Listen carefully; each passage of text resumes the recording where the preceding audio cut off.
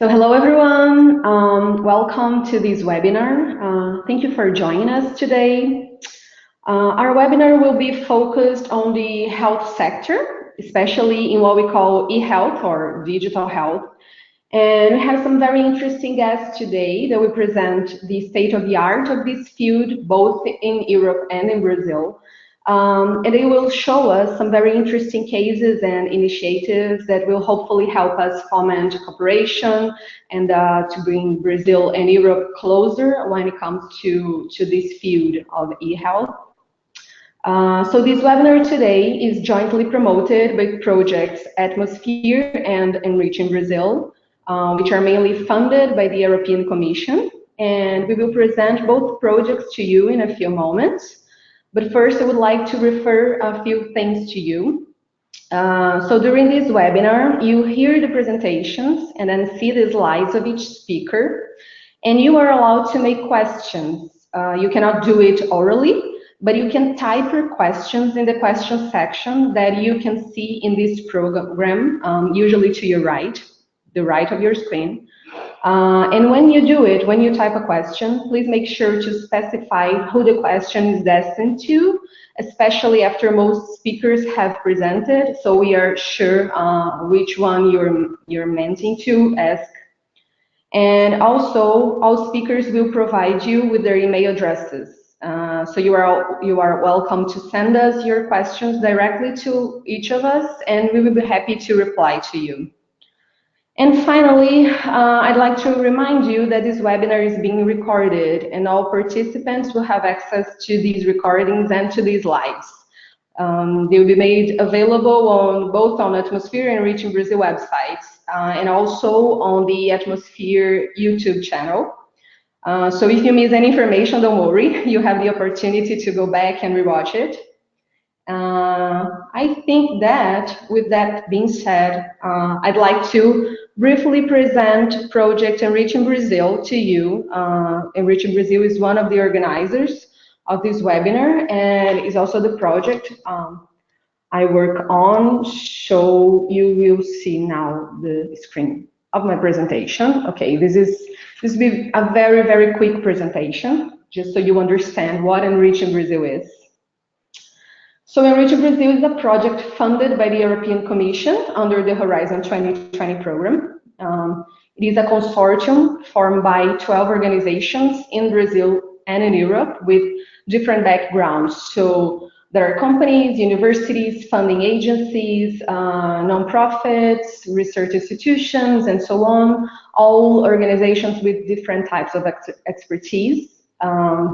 The project will have a total duration of 4 years, so from January 2017 to December 2020. And the main objective of ENRICH in Brazil is to encourage and foment cooperation among European and Brazilian actors, organizations, entities that are involved in research, innovation, and business. So right now and until 2020, ENRICH in Brazil is running in the project phase, let's say. But after that, the idea is to establish and deploy a self-sustainable center, and the goal is to become the main hub, the main contact point between Brazil and Europe for cooperation in business and in innovation. So this physical center that I mentioned has already been launched in Brasilia in November 2017. And will also become a legal entity established in Brazil, that is to allow services to be duly provided and also to allow a community to be formed. ENRICH in Brazil also has a physical focal point in Europe, in Brussels, that was opened in April this year.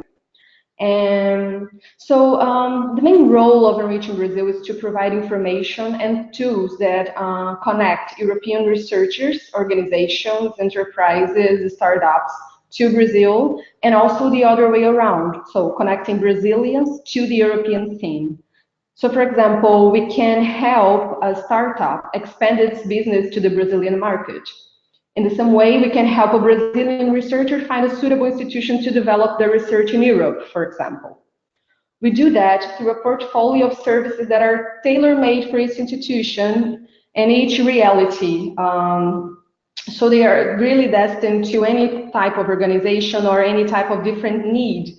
And that includes, for example, consultancy services, training, legal advice, or to help finding partners, help finding funding opportunities, or developing strategic studies. Also, we promote interesting events such as webinars, workshops, trainings on proposal writing, business roundtables, delegation visits. And an example of an event promoted by the ENRICH in Brazil is this webinar that you are about to watch. So the best way to keep up with our events is through our website and social media that are displayed here on the screen, which hopefully you can see. And of course, our idea is not to reinvent the wheel, but to make sure that we rely on networks and initiatives that are already out there. So ENRICH works with building a community. So we are open to welcome any institutions that are experts in these fields that I've mentioned to become service providers or soft landing hubs or even members of the ENRICH in Brazil community and benefit from it. And I think there is, I'm done with this very brief and quick description to summarize the universe of possibilities that ENRICH in Brazil has. So if you feel your organization can benefit from ENRICH, please write to this email here that you can see on the screen so we can further maybe discuss ideas and possibilities. And now, I give the word to my colleague, Inácio Blanque, who will present Project Atmosphere.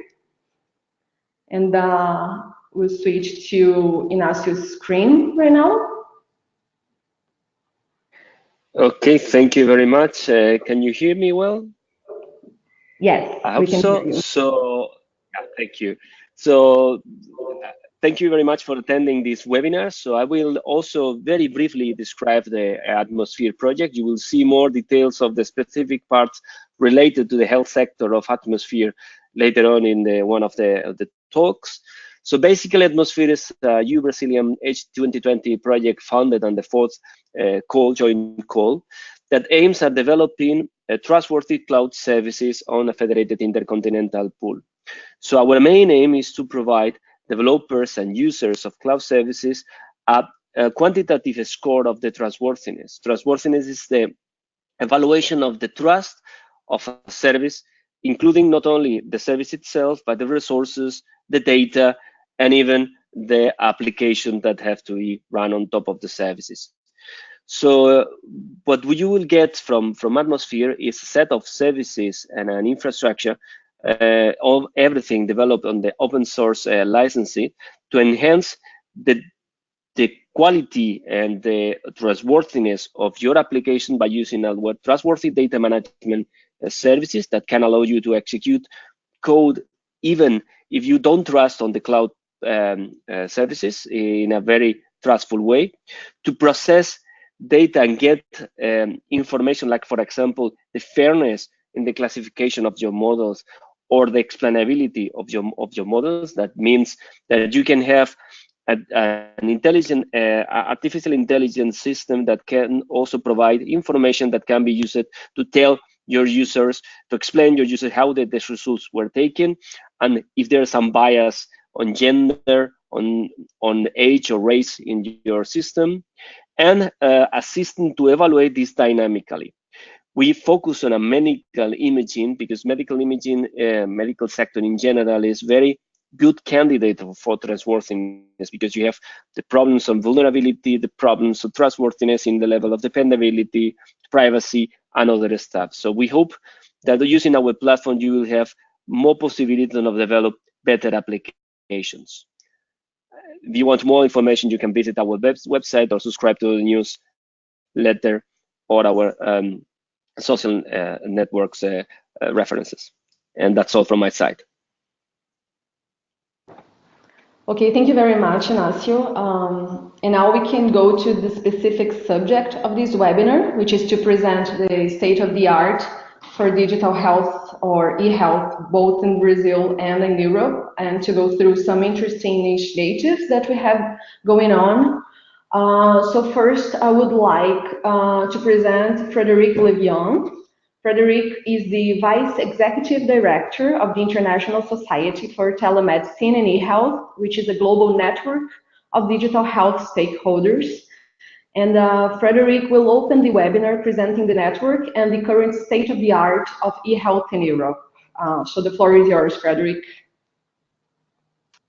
All right, thank you very much, and hello everyone on this webinar. Thank you to Atmosphere and ENRICH partners for organizing this webinar, and thank you for the invitation to be part of this webinar and to present our international network, our international society for and eHealth, which is obviously very relevant within the frame of the topic of today's webinar. Our International Society for Telemedicine and eHealth is a global network of telemedicine and eHealth, or digital health as it is now more commonly referred to, digital health stakeholders around the world. And we aim to bring all these stakeholders, whether they are service providers, technology developers, policymakers, researchers, and so on, we aim to bring them together mainly for the purpose of sharing information, sharing knowledge, and forming new collaborations and new partnerships to advance the knowledge and also the practical implementation of telemedicine, e-health, digital health tools and technologies. Now, we currently have members in over 100 countries around the world, and actually Brazil is a country where we have quite a few members, member organizations. Angelica Silva, who will be speaking later in this webinar, is actually also one of our members. And obviously Europe is also a very important geographical area for us. There are lots of e-health and digital health projects going on, lots of developments in the field, positive developments that will allow for more and better use of telemedicine tools and technologies. And obviously beyond that, we have members in other parts of the world as well. We are a membership-based organization, and we have different membership categories. It can be national telemedicine associations. We have associate members, which are other types of associations. Institutional, that can be universities, hospitals, and other types of healthcare provider organizations. Corporate members and also even individual persons can become a member in their own name. We have a special relation with the World Health Organization. We are recognized as an NGO in official relations with WHO, which means that we also have access to the annual World Health Assembly and to regional WHO meetings, which is very positive for us, and I would say for even more for our members, because that allows them to be involved and keep their finger on the pulse of what is also going on regionally in terms of health policy and telehealth developments and so on. And we have partnerships with a number of relevant organizations. Just to name a few, there's, for instance, the International Medical Students Organization, the International Council of Nurses, and so on, with whom we maintain close contacts, relationship, and collaboration. Now, our network is mainly about networking. So we, as I was saying earlier, we support and we enhance the exchange of knowledge and information and of networking among our members, and even beyond the network of members, we have contacts with lots of other organizations. So that's what we try to do on a global scale. This is just a slide from another presentation that I wanted to include, just to show you, one of our, this is actually on the picture there below, one of our colleague board members in the International Society, Dr. Sparenberg from Brazil, who has been very active in telemedicine service provision in Brazil for nearly 20 years now, I think, in the southern province of Rio Grande do Sul. But also thanks to his involvement in the ISFTH, he has made and established lots of contacts internationally, also in Europe, working together with technology providers and integrating some of those tools and technologies in his services in Brazil. So that's a nice example of EU-Brazil exchange and collaboration, if you want. And then just to finalize, I wanted to inform you and invite you to join us at the 24th ISFTH International Conference, which will, as it happens, take place in Portugal next March, together with the Portugal eHealth Summit. And of course, Portugal is an ideal bridge between Europe and Brazil. So I know some of you will definitely already be joining us there, but this is an open invitation to all of you to join this event, which is jointly organized with our member in Portugal, the Centro Nacional de Telesaúde. We also have our Portuguese national member involved, the CIT, and also the telemedicine working group of the community of Portuguese-speaking countries will have several representatives there. So this will be a great meeting and networking opportunity for eHealth stakeholders. And that's all from my side. Thank you so much for your presentation, Frederick. It was very, very interesting, and thank you also for the invitation. This event seems to be quite interesting also, so thank you.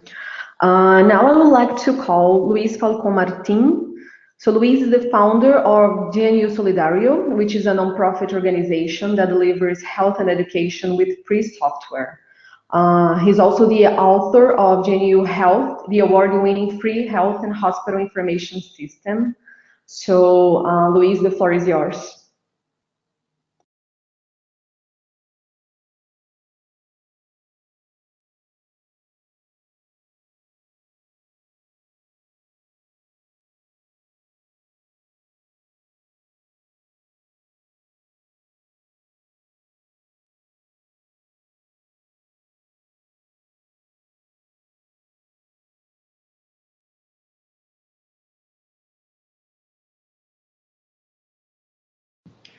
Luis, I don't think we can hear you. I don't know if you are experiencing some technical problems, maybe. That should make a difference now, doesn't it? Yes, now we can hear you. Thank you. Thank you. Thank you, Rita. So let me just quickly go over the GNU Health project. And I was saying when I was mute that I will represent today the free and libre open source working group of the International Society for Telemedicine and eHealth. The GNU Health project is actually first and foremost a social project with really cool and nice technology behind, with the objective of providing freedom and equity in healthcare, because we truly believe that health must remain a non-negotiable human right. Where we started actually in Argentina, and talking about Brazil was one of the first projects that was included on el Portal do Software Público Brasileiro back in the early 2000. The GNU Health functionality covers first the demographics, the people before patients, as we always say, the living conditions, socioeconomic status, the infrastructure of that society, and so on. Then it has all the functionality of the typical electronic medical record. It deals with the management of that specific health institution. And finally, it tries to make sense of all the data that has been processed within those transactional systems to be a valuable resource for health authorities and ministries of health and so on. So, and one of the characteristics of GNU Health is that it uses all free software. From the operating system to the databases to the programming language and so on, it's all free software. And that makes a huge difference. Where is New Health adopted? Well, it goes from very small hospitals and primary care institutions in the rainforest of Africa, in this case, to very large public health institutions, like the case of AIMS in India, which makes the largest hospital in Asia. So it really doesn't matter the size. We are in very small places, and we are in very large, huge public health institutions. And also, we are in the public health system. This is the case of Laos, but we are also in Argentina, Jamaica, and other countries. And as Freddy was saying before, we also have ties with the WHO, with the World Health Organization, in different areas, like in this case, the project of universal health, especially in Africa in this case. And we also like to work with the academia. You have some examples here of MIT or Harvard or the United Nations University, Entre Rios, and so on.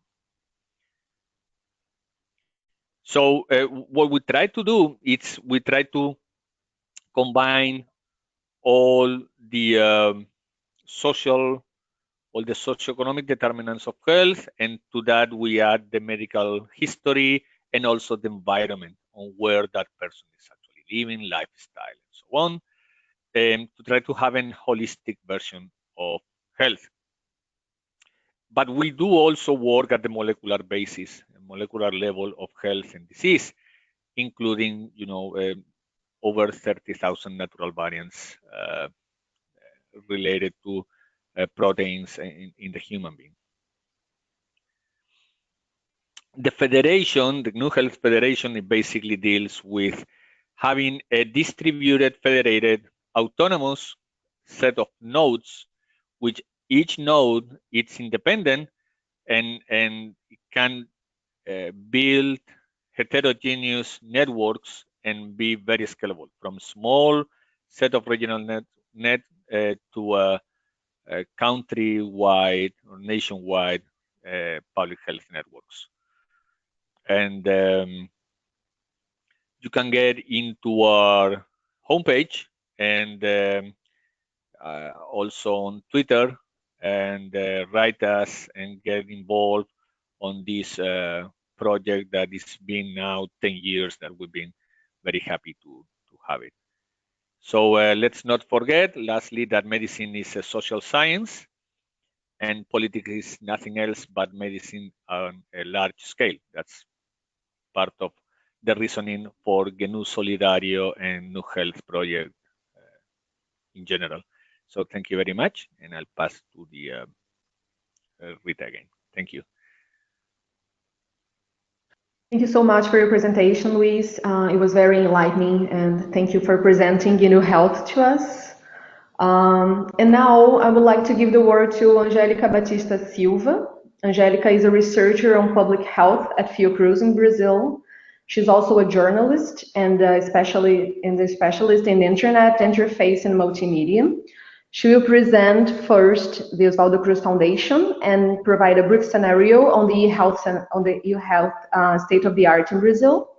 And in the sequence, Angélica will also present a use case of telehealth projects applied to the translational epidemiology theoretical model. So thank you for joining us today, Angélica, and I pass the word to you. Thank you very much. Hello to everybody. Are you seeing the slide?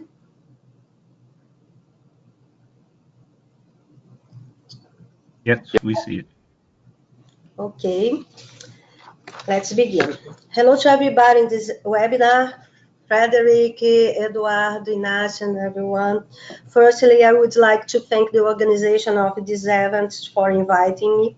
I'm Angélica Silva, researcher of Oswaldo Cruz Foundation, which is known as Fiocruz. I'm a journalist and I have a master and PhD in public health as Anna talk. Today we will talk about two topics: At the first moment, I will show you some aspects of the state of art of eHealth in Brazil. At the second moment, I will talk about a use case which involves translational epidemiology and telehealth. So let's go.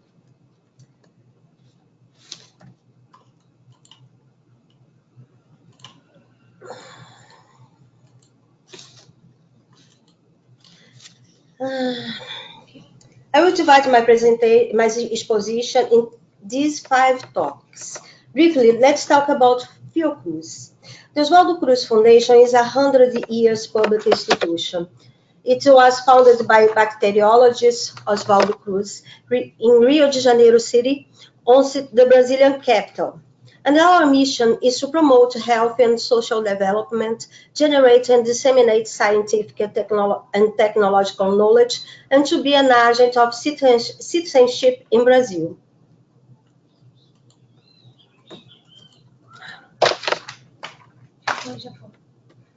Okay. The legacy of Oswaldo Cruz is spread in 10 Brazilian states and with an international office in Maputo, capital of Mozambique in Africa. 2 units of Fiocruz produce and develop immunobiological and drugs to our national health system, including some components of HIV cocktail, which patent was working here in order to distribute it for free to our HIV positive population. But how the group of scientists, public health researchers, and other professionals of Fiocruz are dealing with the e-health issue? Let me show you some introductory important statements. E-health is used in the biomedical literature for many ways. It can be the same as mobile health, video conferencing, even robotics applied to care. A really big conceptual mess. According to the interest group in our society.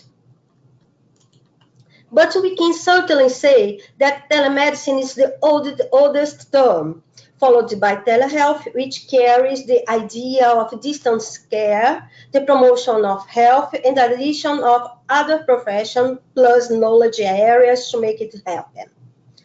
E-health arises strongly associated with the spread of internet on the planet. I especially like the concept of Eisenbach in his seminal test entitled What is E-health?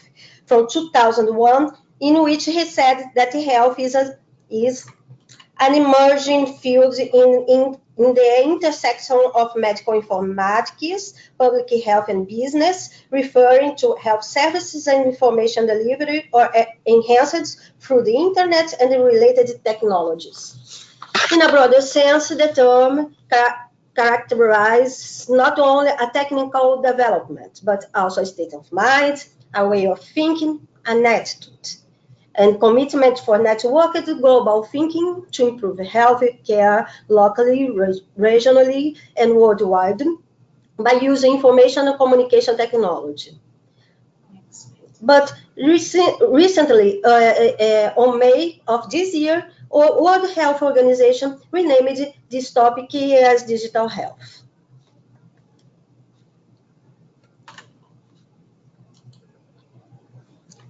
I said to you a large concept of matter, but what is health for universities, government, and industry? Many engineers, thinkers in the social science and in the biomedical area produce systematic reviews about it.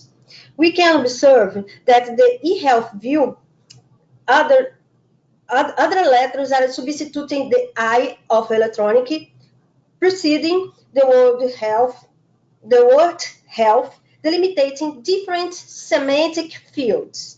And it difficults the real world to achieve global standards and consensus of how we can manage this set of health electronic dispositives linked in a big web that nowadays are out of the earth indeed. Did you see the recent images coming from Mars? And the World Health Organization and the International Telecommunications Union concept eHealth as the use of information and communication technologies for health. These two global organizations have contributed to organize this international discussion. In Europe, the term used is eHealth. But in Latin America, the term used more often to name these applications and services is telehealth. I must highlight that information and communication technology in Latin America, including Brazil, has arrived and it is arriving until now in a different and asymmetric way in our countries. Some locals are very developed and didn't disseminate it in indexed journals. I like to give the example of the cable TV transmission of a surgery in Buenos Aires Hospital, Argentina, during an international congress in the 50s, last century. In many articles, the first surgery cable TV transmission cited was made in the Medical Center of Nebraska University in the same year, 1958.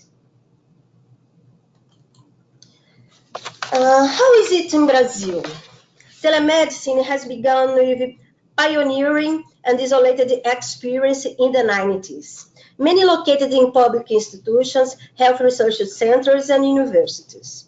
The telemedicine industry network, the root, has begun in 2006, stimulating these newborn telemedicine projects in 19 sites among Brazilian territory, giving ultra-fast network connection structure to these points.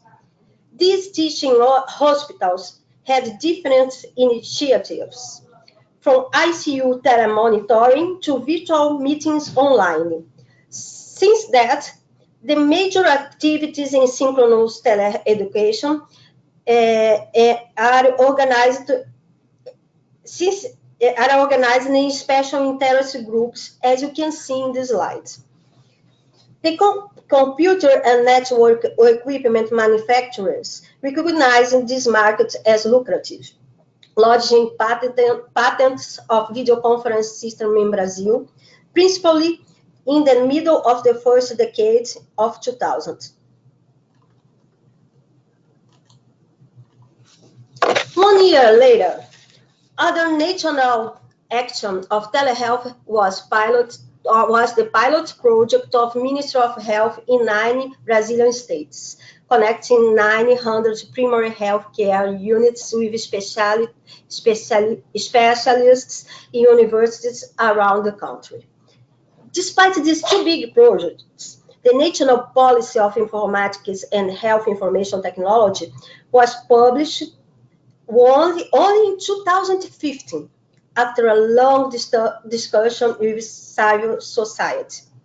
Nowadays, some groups propose a national e-health strategy with the inspiration of the national kit of the Global Observatory of e-health from the World Health Organization. This Brazilian strategy divides the governance of electronic health records and telehealth services. We have many challenges here in Brazil, like the interoperability of health records and the protection of personal data. It is up to us to transform these challenges in opportunities. Thank you. Thank you, Angelica, for your presentation. I would like to remind everyone, especially those who joined us after the introduction, that you are able to ask questions to us.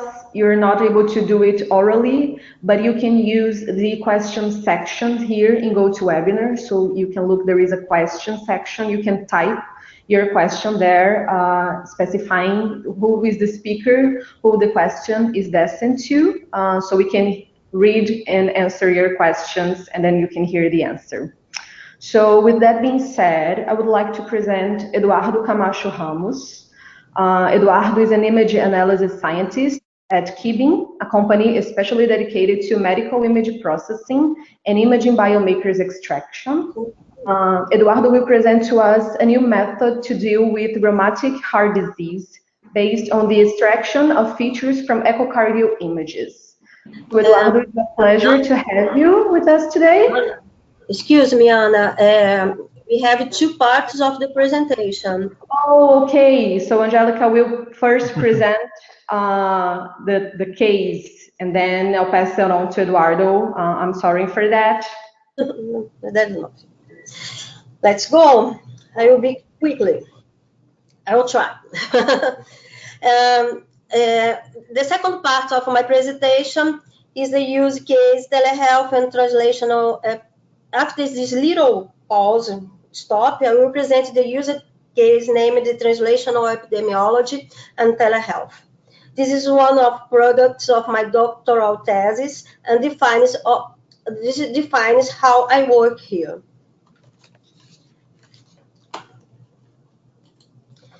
Our conversation is divided in 3 moments: 5 steps translational research model and telehealth applications in real world, and when I will talk about some projects on course and the conclusion.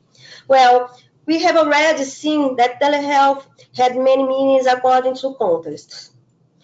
I was searching a telehealth concept in a theoretical model that could be applied to organizing my principal task was to design and propose a concept in the fields of public health and at the same time clinical research. As I said before, I was searching a telehealth concept in a theoretical model that could be applied to organize the delivery of the best health care to population. So, which social system would I observe to achieve this vision? What would be the gold standard telehealth vision? The epistemological argument between these two scientists, Jürgen Habermas and Niklas Luhmann, give me some answers. And the advances in genomics too, more specifically, cancer molecular research. In 2010, Dr. Moin Khoury from the Center for Translation Research and Implementation Science in the USA has proposed this model in American Journal of Epidemiology, which is summarized at the right side of your screen. Healthcare is represented as a social closed system with autopoiesis and structural accouplement properties, as Luhmann conceived. The changes that genomics are applying to economic and the industrial complex of healthcare and public policy agenda are represented on this model of translational epidemiology that covers from scientific discovery to assessment of the drug or healthcare intervention on the population. The maximus of translation research, B2B, from benchmark to bedroom, is contemplated. The center of this model with 5 steps, knowledge synthesis, and it's not without a purpose. As you know, precision and predictive medicine, molecular research need even more the synthesis of many data. In epidemiology and public health, these matters are materialized in systematic reviews and meta-analysis of clinical essays. My work as a social scientist was to identify several stakeholders in this model and their function in policy agenda. And finally, I could see telehealth as a cyber-cultural and digital ecosystem, which the principal task is to accelerate the appropriation of innovation in services of healthcare.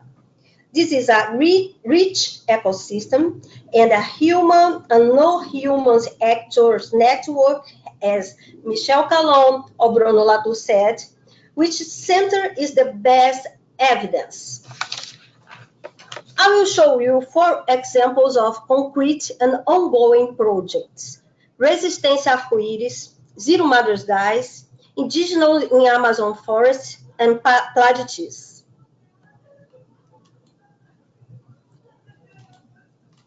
Here.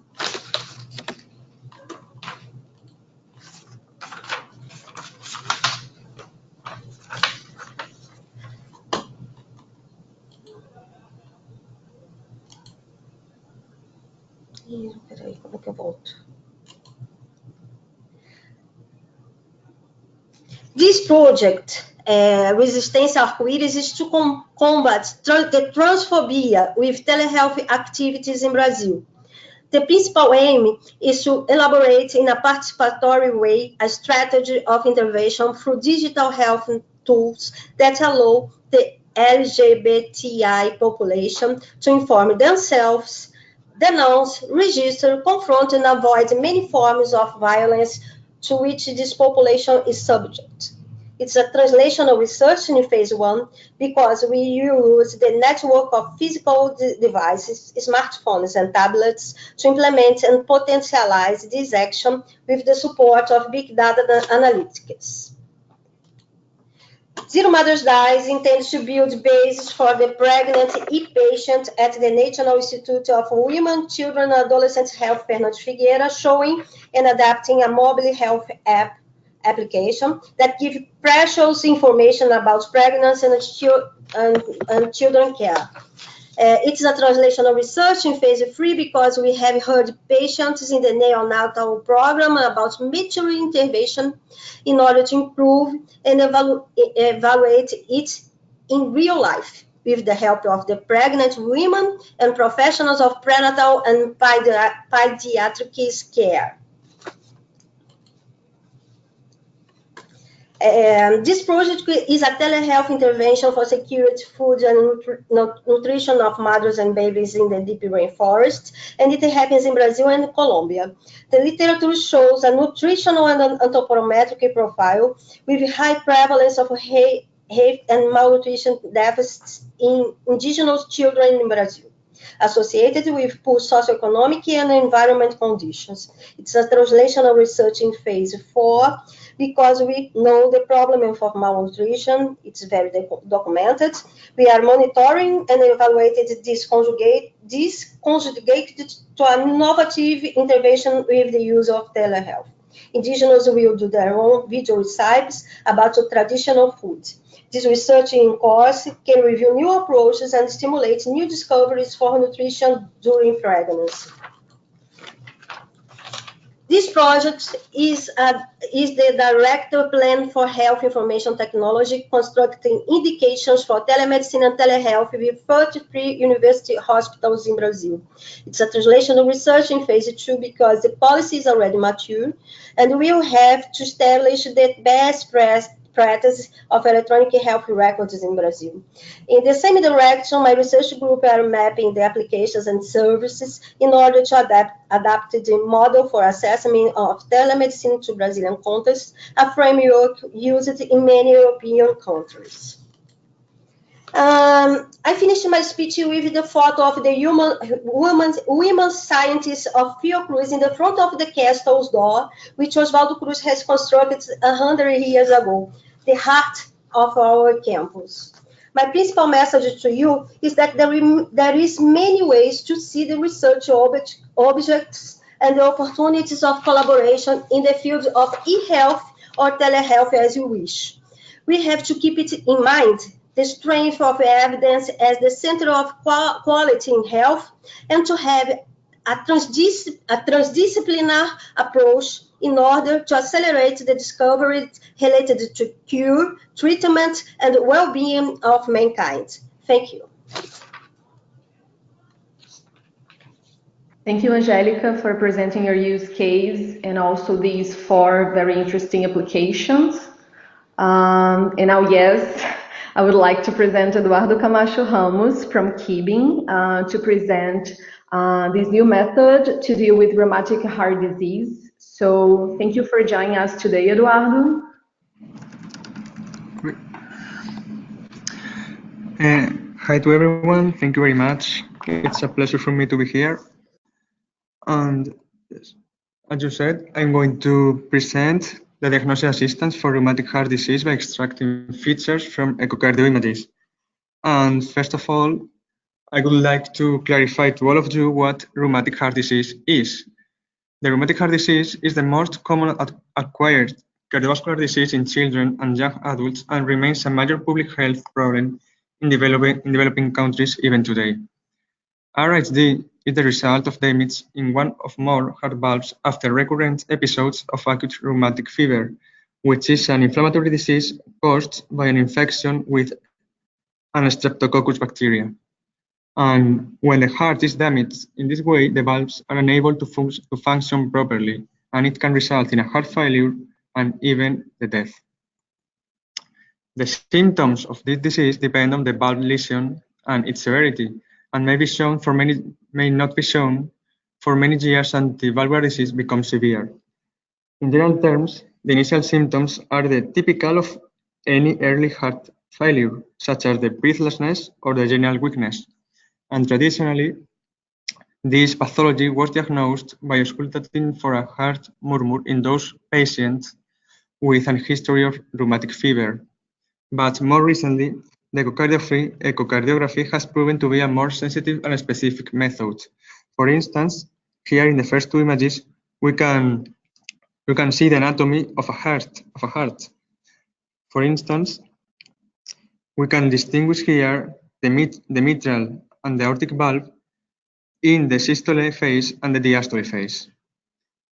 And also, we can see here two examples of Doppler images that allow us to know the maximum velocity of the blood in this heart, thanks to the colors of the images.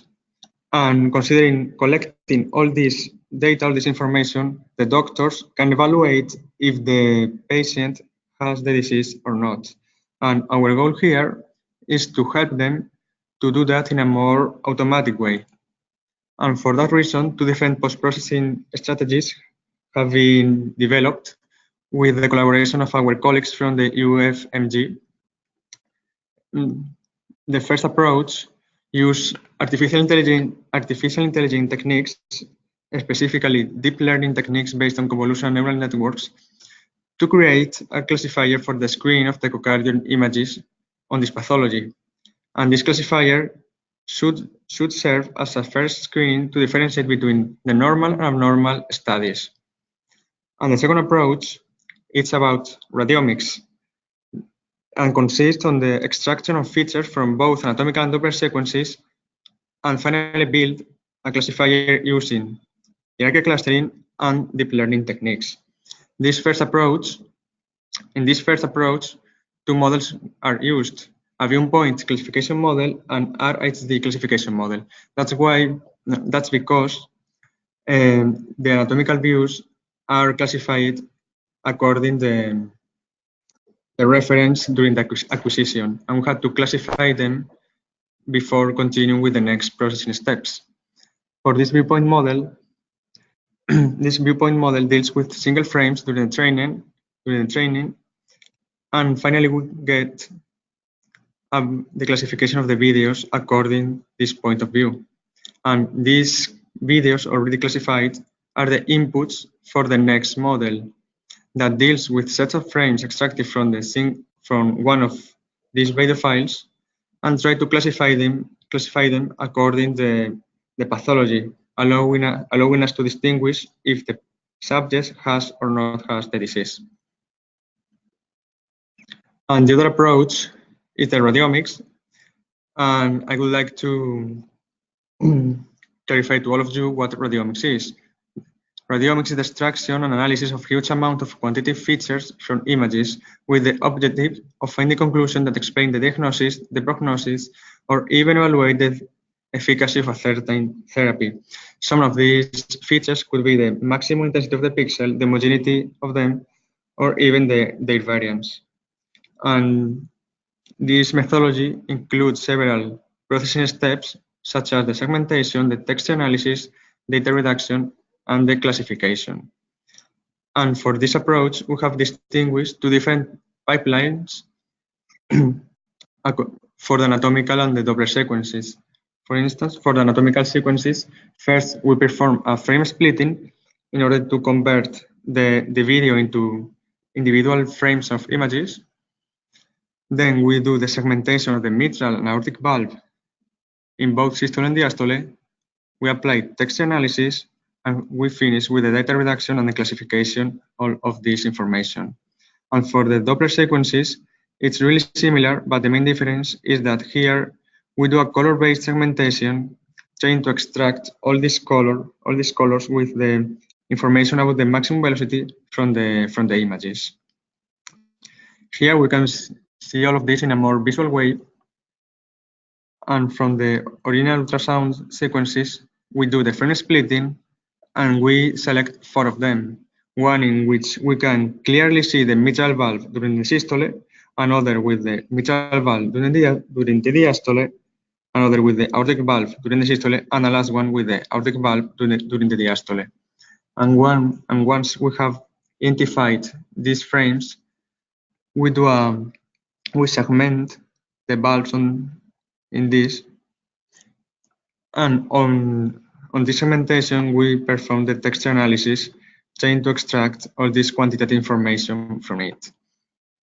While for the Doppler sequences, as I said before, the main difference is the color-based segmentation using a means. Here we try to extract these colors from the images with all the information about the maximum velocity. And to extract this information, we use a mask that groups all these connected pixels with the highest values. And also we apply the text analysis on all these colors.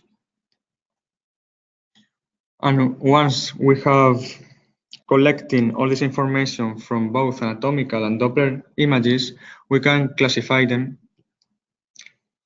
considering different point of views. We have built 2 different classifiers, one's unsupervised and another supervised.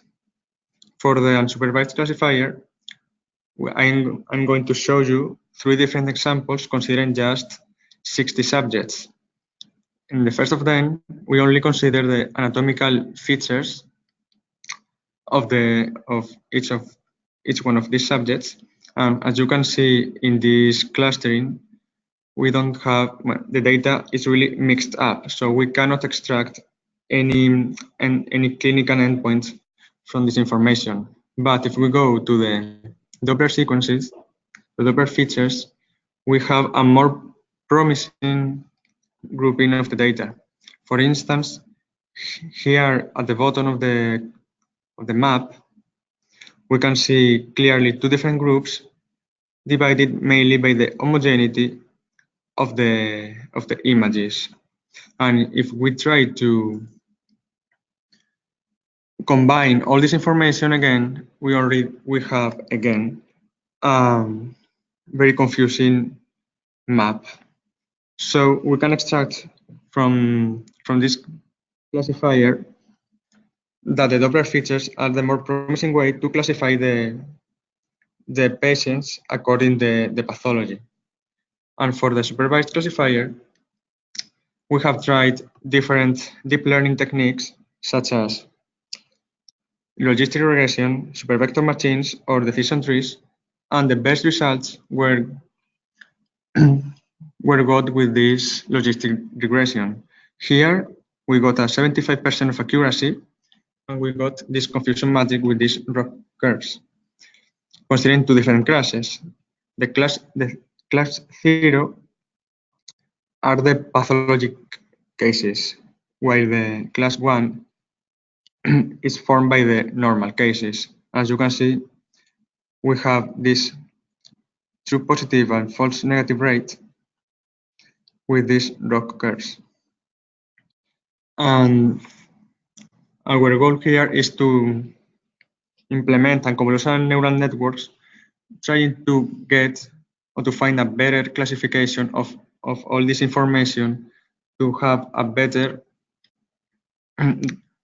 screen of the patients. And by last, I would like to outline some key benefits of Atmosphere. First, Atmosphere will provide an evaluation of the design time and execution time of the trustworthiness of the application by collecting metrics on vulnerability, privacy risk, performance, dependability, and even the explainability and the fairness of the model. And in this way, The results are not biased and can be related to scientific knowledge. Atmosphere will also provide a seamless transition from the experimentation in local resources to large-scale trainings and production environments.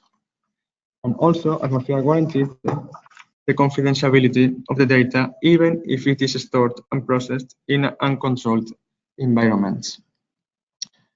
And that's all from my part. Thank you very much for your attention. Thank you very much, Eduardo, for your presentation. And now I'd like to give the word to our final speaker, Sergei Yakinin. Sergei is a senior technical officer at EMBL in Heidelberg, Germany. His research focuses on applications of large-scale cloud-based distributed systems to data analysis problems in the fields of bioinformatics and cancer genomics. So the floor is yours, Sergei. Okay, thank you very much for the opportunity to speak to you today and tell you about our work, namely the Butler framework that we have developed in the context of the Pan-Cancer Analysis of Whole Genome project, as well as the European Open Science Cloud. The work that I'm going to tell you about today has been described in a publication that is now accepted at Nature Biotechnology and will be published shortly. If you're interested in seeing the details, you can see a preprint version of this paper on bioRxiv. And it is also an open source publication, so the source code for the tools is freely available. I'd like to start by saying that the genesis for this Butler framework has been the Pan-Cancer Analysis of Whole Genomes project. This project has been going on for about 5 years now, and it has involved a collaboration of about 30 different countries that have contributed cancer genomic samples, so next generation sequencing data samples from over 2,000 patients, totaling about 730 terabytes of data. And this data has been analyzed in 10 different computing environments. About 2/3 of these have been cloud computing environments, using both commercial and academic cloud computing technologies. Now, I had the pleasure of actually being one of the program managers of this project, of the technical working group of this project, and so I had a lot of experience with basically developing different pipelines and managing the different groups and trying to execute these pipelines on the various data sets that have been collected.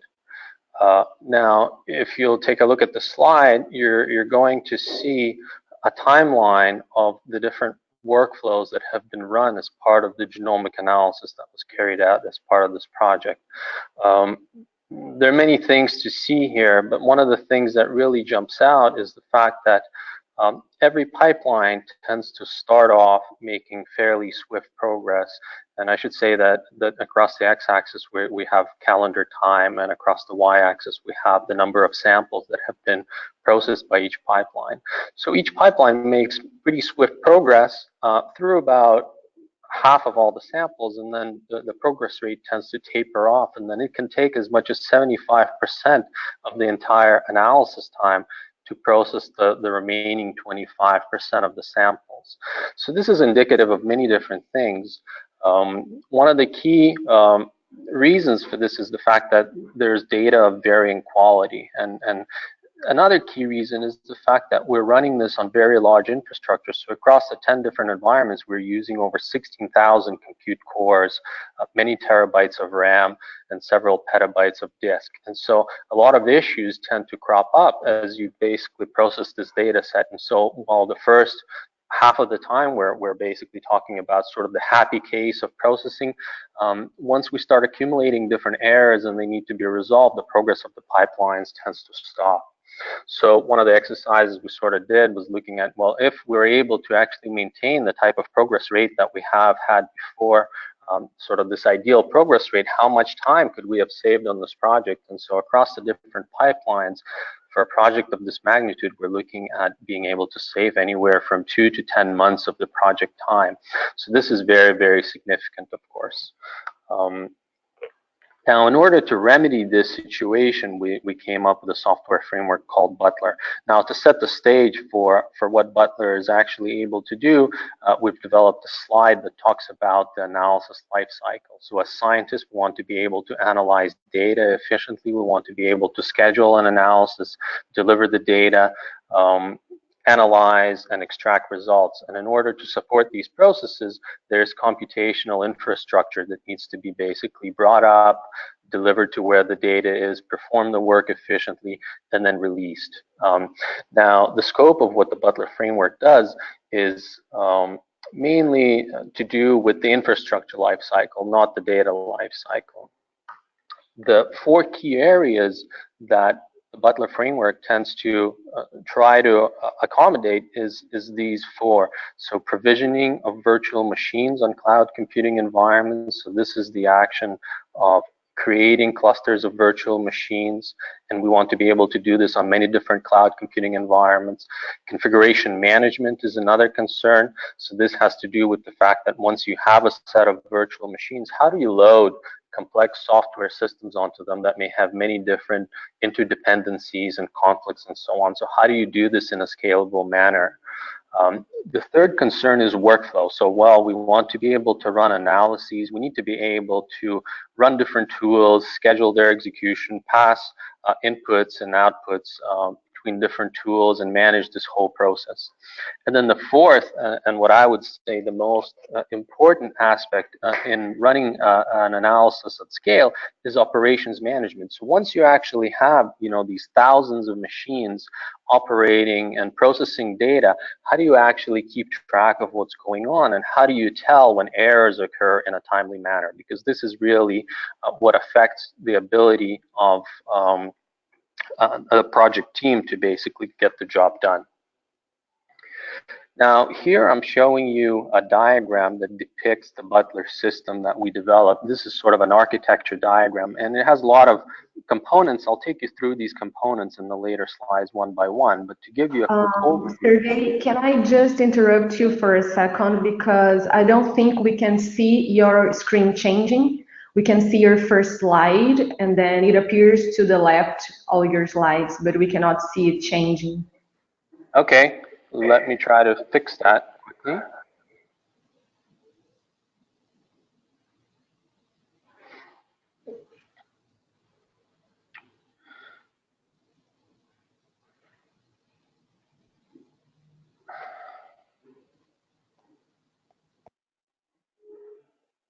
Okay, can you see a new slide now?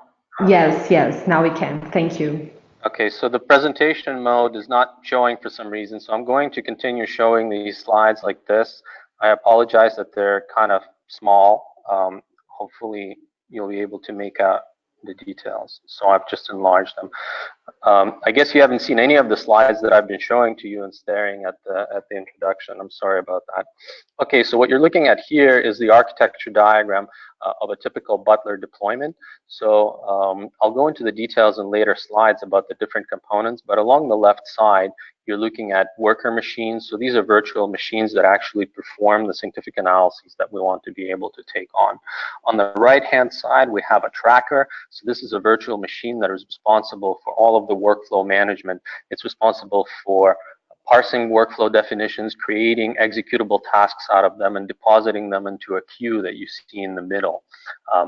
In the top, you see a machine called Saltmaster. This is the configuration management that I talked about. So this is a virtual machine that is responsible for making sure that every other computer that is in your cluster actually has the necessary software configured and running. At the bottom, you see the monitoring server. So this has to do with the operational management components that I talked about. This is collecting metrics from all the other machines and presenting it to the users and taking automated action when it detects problems. Okay, so the provisioning of virtual machines is actually accomplished using an open source framework called Terraform.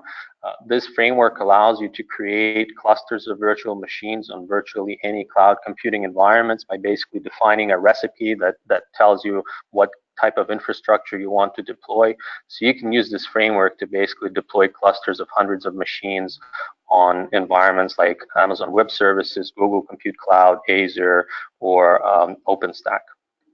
The configuration management is accomplished with another open source framework called SaltStack. This allows you to manage clusters of up to tens of thousands of nodes, is operating system agnostic, and uses, again, a set of declarative recipes to basically tell what software needs to be configured on any virtual machine. And then SaltStack is responsible for making sure that that software can be downloaded, configured, and so on. The workflows themselves are implemented using another open source framework called Airflow. Workflows in Airflow are directed acyclic graphs, and each workflow is a Python program that you write, and then it runs on any random machine that is part of your cluster. It allows you to integrate with other large-scale systems like Apache Spark or Hadoop and other technologies like that, as well as supporting containerization via Docker, as well as definition of workflows via the common workflow language. So here on the slide, I'm showing you how the workflow tracker is interacting with a fleet of workers. So the workflow tracker is basically where the workflow engine resides. This VM, as I said, is responsible for taking workflow definitions, translating them into actionable tasks, and scheduling them by putting them into a queue. The fleet of workers that is able to pick up these tasks is basically communicating with this queue periodically, grabbing tasks, executing them, and then reporting their status back to the tracker. There's an object model that we have deployed on top that is responsible for tracking the analysis and all of the different configurations, so that your analysis documentation can be basically to facilitate reproducibility of these analyses. So there's a series of objects that help you do that. Once workflows are running, you can actually monitor and track their progress using a set of user interfaces that basically show you the statuses of the different tasks, whether things are in progress or they have failed, and so on. And so they allow you to drill in and understand if you have any bottlenecks in your execution. The operational management component is the important component here that I talked about having specific emphasis.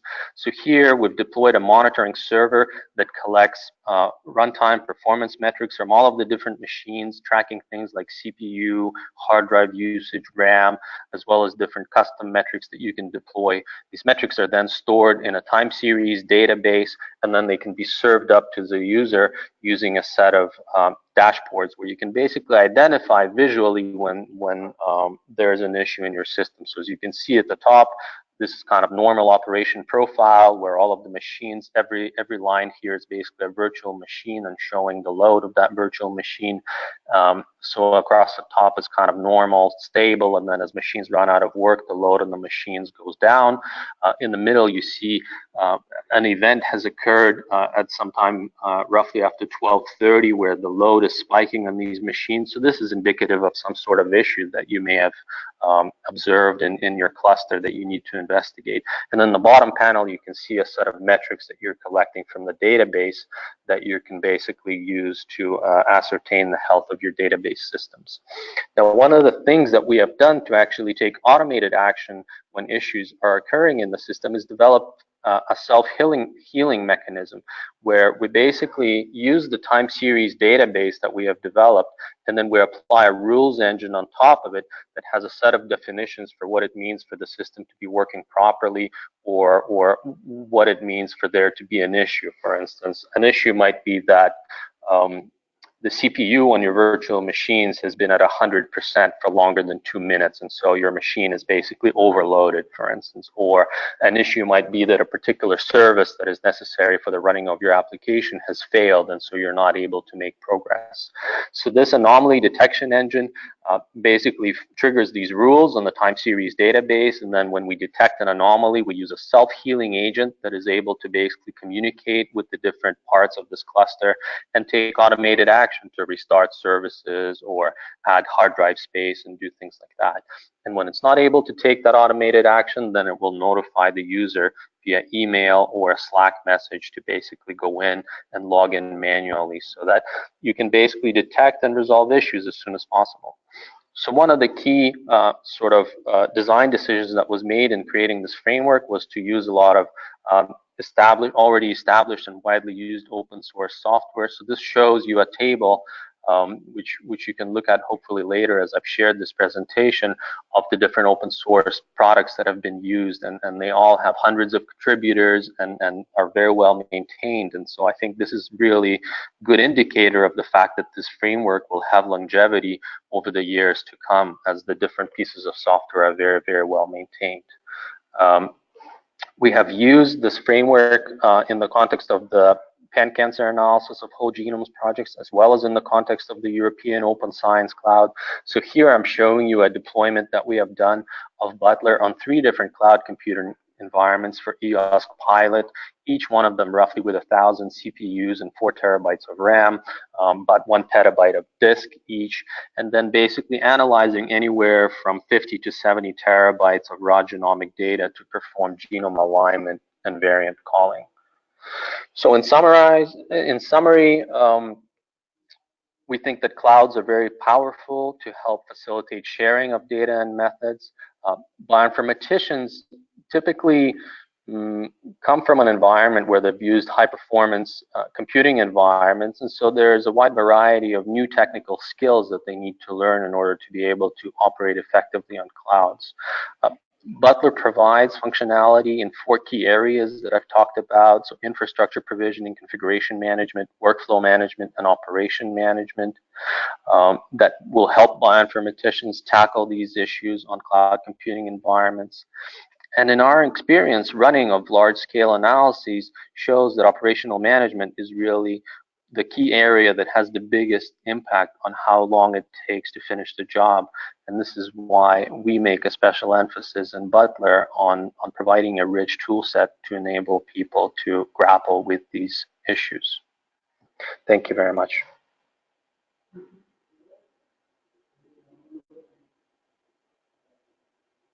Thank you, Sergey, for this highly interesting presentation.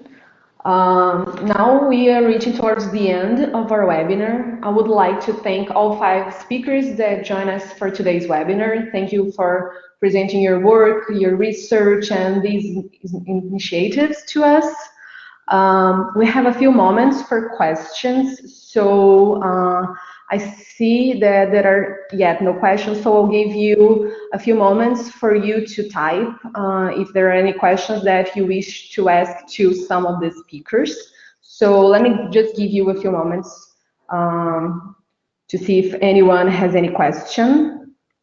In the meantime, I would also like to remind you that this webinar, the presentations and slides will be available to you on the website of ENRICH in Brazil and Atmosphere, and also on the YouTube channel of Atmosphere for you to rewatch it as you want.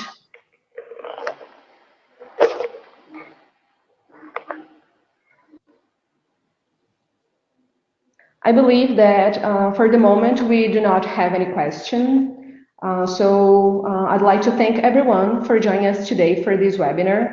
Hopefully it has been helpful to provide relevant information on eHealth and for you to get to know these ongoing initiatives in Brazil and Europe. And also hopefully it will help international cooperation between Brazil and Europe to take place, bringing these 2 regions to work closely together, also for the sake of science. So thank you everyone, and I hope to see you in another initiative. Thank you Atmosphere, ENRICH Brazil, and all of the speakers. Thank you very much. Thank you, bye. Bye.